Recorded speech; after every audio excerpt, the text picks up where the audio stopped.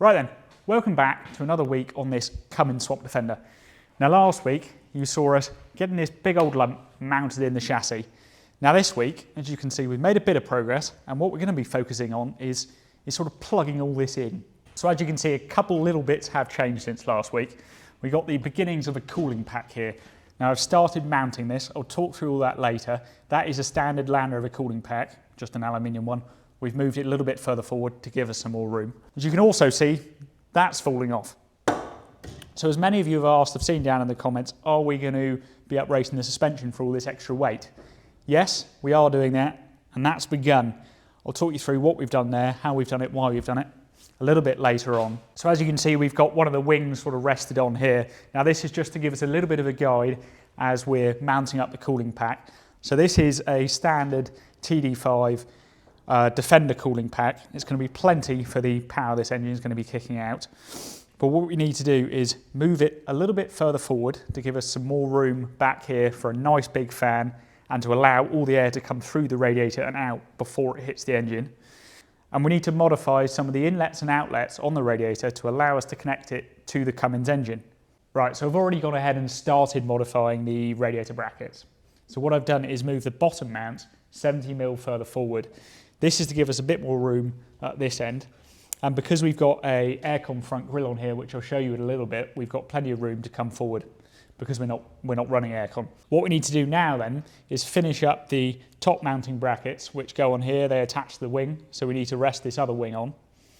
Get that all sorted. Once the radiator's solid and in its place, we'll then have a look at doing the inlet and outlet pipes. So we'll have to do a bit of welding on this radiator. I'll show you what needs to change there, and then we'll work on a fan shroud. Once that's done, we can then have a look at plumbing up this intercooler.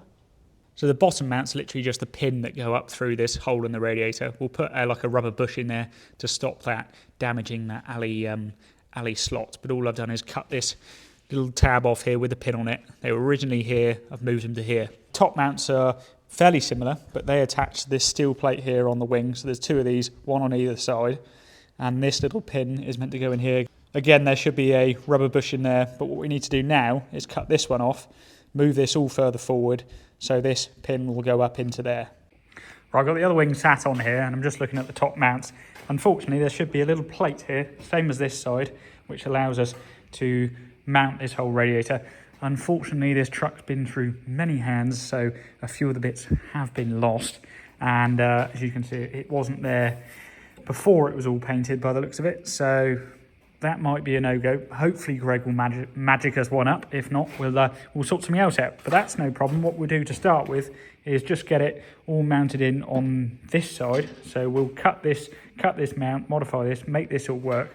What we do need to take into account, however, is the fact that this bonnet slam panel, latch plate, whatever you want to call it, has got to bolt onto those holes there, with those holes.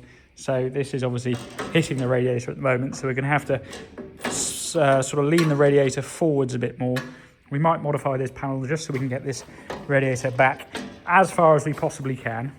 Right, so got it mounted in place. I've cut a little bit of strip steel just off the shield for the bonnet latch there. Now, the only place we're hitting now is up in the corners there. So what we're going to do is just cut round there with a grinder on both sides, give ourselves a little bit of room, so we're not rubbing up against things and doing all sorts of nasty stuff. And then we'll work on the bracketry.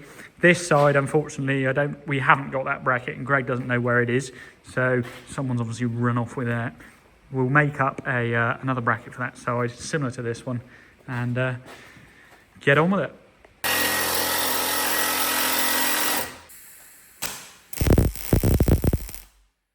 So in regards to cooling fans, here's one I made earlier. So this, unlike the fan that was on the Daimler limousine, is not a cheap Chinese knockoff fan. This is a fan that I've sort of run on my Land Rover for a little while, and I ran this shroud. All worked rather well. I'm going to donate this to Greg because we're going to do a little bit of a different setup on mine in the future. And this all fits a standard TD5 rad, and it's all good to go. So what we need to do is just make up a couple of little brackets on the bottom to hold it against the radiator itself. And by having this big plate, instead of just cable tying it to the radiator like a lot of people do, what it does is then sucks across the whole width of the radiator instead of just the middle portion of it. So that should give you a good amount of cooling. We'll also work out a way we can seal in this top edge, maybe with a lip seal or some foam or something like that. So that's all good to go. Let's have a look at the pipework. Right, so this is my idea for the top hose. So we've got a 90-degree silicone hose there. We'll have to cut this back, but that will slide straight over that top water outlet. A little joiner here, and then into a straight piece of silicone. And then this is the bit where we're going to have to modify the rad. So this outlet here, or inlet, is actually very, very small. You can see there, barely the size of my fingernail. Now, what we're going to be doing is cutting that off, opening that hole up, and welding on this 90-degree aluminium pipe here, and that's going to remove as much of the restriction from water flow as possible, which we just don't want. And you can do it with all sorts of silicone reducers, and you can get all the bits to do this without having to do any fabrication. But I think if everything's the right size and everything stays the same size and we reduce as many restrictions as possible, we're going to have limited troubles with cooling, which we really don't want cooling troubles. And getting a nice cut on this silicone pipe always seems a bit difficult, so what I've done is just shoved a tube of RTV at the end of it to stop it collapsing, and we'll see if that helps.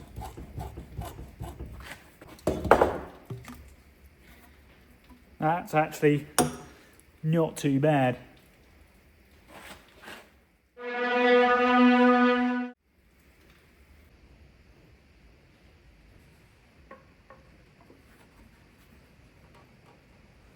It's a real thingamooty.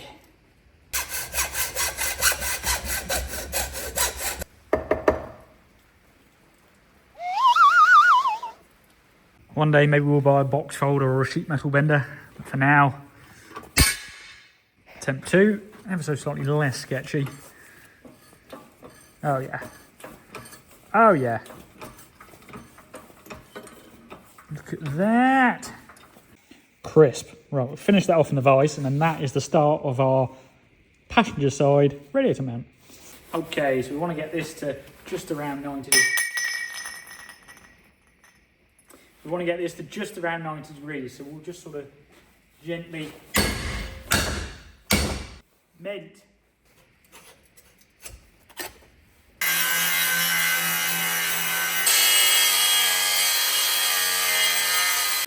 Now, one thing you never want to do when you're working with stainless and aluminium and stuff like this is get contamination from mild steel over it before you weld it.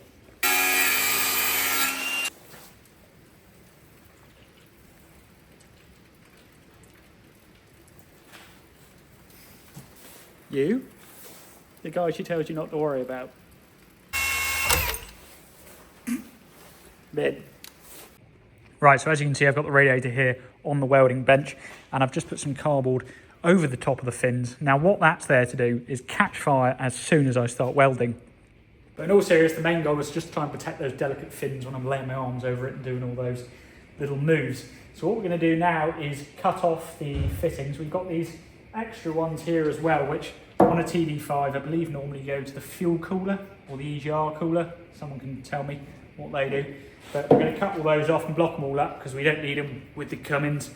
Apologies about the lighting in here, by the way, this week. Bit of a miscommunication with the electrician. Started putting up a load of new strip lights and moving around the high bay lights, but turns out he's not coming till Saturday to wire them in. So, a little bit dark.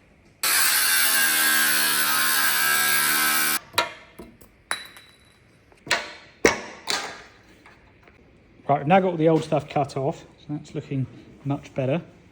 Oh yeah, look at that. So what we need to do now is get our new pipes on, cut our new holes so they will fit, because that's not going to give us a lot of flow, that is it? And then we can look at start welding them on.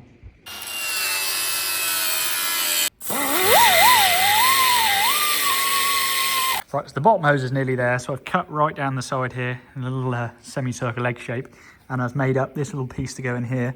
The bottom hose will then weld on something like that.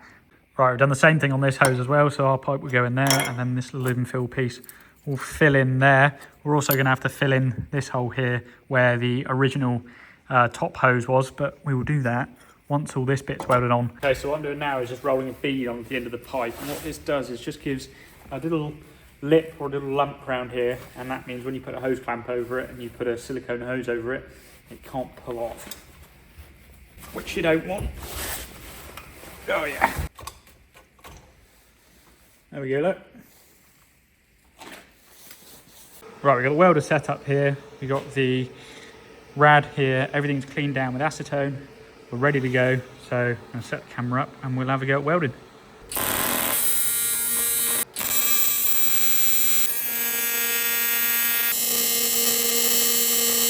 Right, those are the two hoses modified. As you can see, we did have a small fire here and here, hence the water everywhere, and the cardboard's now removed. What we're going to do is just try it in the truck and see where everything lies.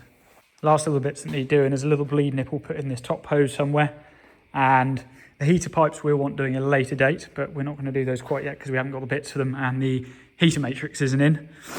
We also need to do the little mounts to the fan, but what we're going to concentrate on for now is the intercooler piping.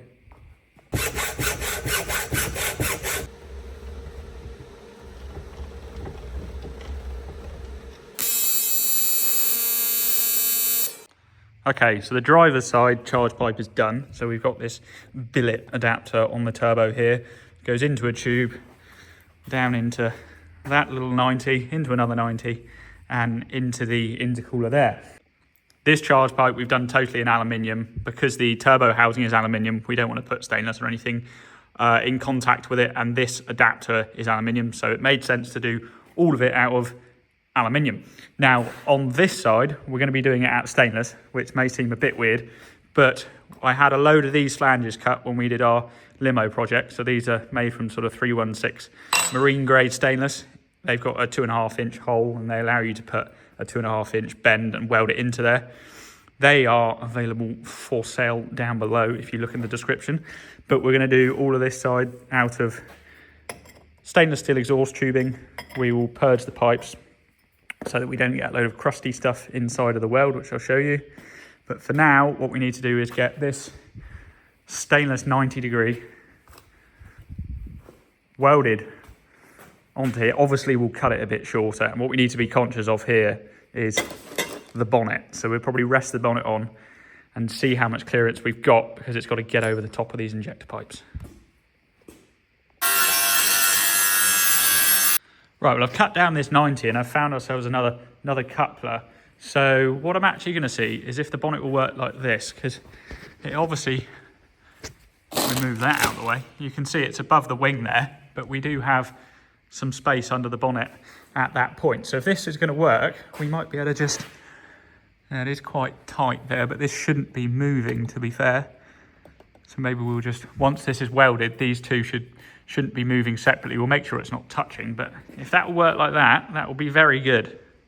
So I'm going to put this bonnet latch plate back on, but I have just cable tied the bonnet latch open so that when we drop the bonnet down, it doesn't get stuck and permanently closed. So rather brilliantly, the bonnet is now rested on, and as you can see, I have no idea if it's fitting or not because the bonnet's in the way. So none of the stops are on the bonnet, which means it can go lower than it normally would. That's going all the way down as far as it can until that latch hits the intercooler, and that is much more shut than any Defender bonnet ever is. But if we do that and move the bonnet around, we can see that we don't disturb or move any of that pipework there, which means it's not hitting, and that's good. And if we look up here, we can see that it's all still in place. And as we shut the bonnet, oh yeah, just a lovely view there. Yeah, nothing ever really hits, which is good news. And that means we can get on and we can weld that elbow on.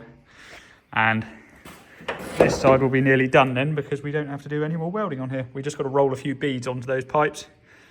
We might have to lengthen that straight bit, but for the starters, let's weld that 90.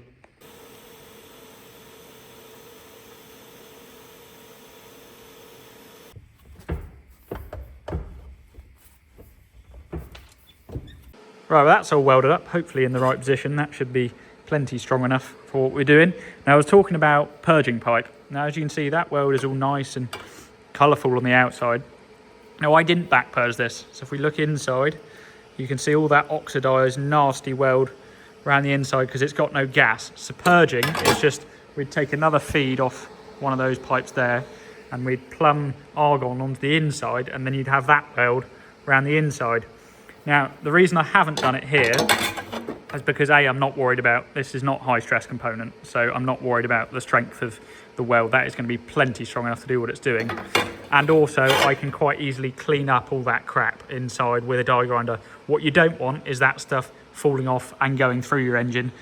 And in an area like if it was two pipes welded together and I couldn't get to it, I would definitely purge it.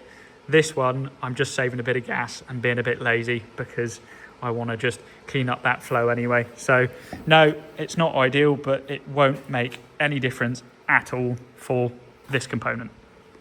Right, well there we are. That is the radiator and intercooler piping completed. Now, the radiator still wants solidly mounting. Everything's just sort of resting in place, but that has all come together really quite nicely. Now then, I sent the prop shaft off to be lengthened and shortened last week. That's them sat there, so they're back now. And that means we can go ahead and we can start putting them back on, and then we can have a look at the exhaust routing because that's going to have to try and clear that front prop. We're also going to have to put the steering column back on because that's all going to have to clear. We're going to have to look at where all the brake and clutch actuators go, and we're going to have to look at getting an intake and a filter on this turbo. I'm going to have a look and see if we can carry on and use the standard snorkel because that will be nice. We've also got heater pipes to look at and a load of other pieces, but we're going to carry on with that next week. And in, I'd say probably, it won't be next week, maybe the week after, we can have a look at firing it up in the truck for the first time. Thank you for watching. Hope you're enjoying it. I hope you like the way it's turning out. I'll see you all again next week.